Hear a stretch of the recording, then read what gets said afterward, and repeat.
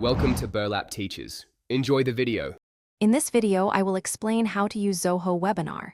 Create an event first, add a clear title, and set date and time. Choose registration options, add speakers, and customize the landing page.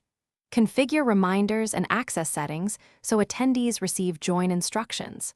Test audio and screen sharing before you go live to prevent issues. Save your event and monitor registrations as they come in. Open the webinar settings and apply your branding for a professional look. Edit the registration form to collect names, emails, and any qualifying details you want. Set up confirmation and reminder emails to reduce no-shows and include join links. Adjust permissions for co-hosts and presenters so everyone has the right access.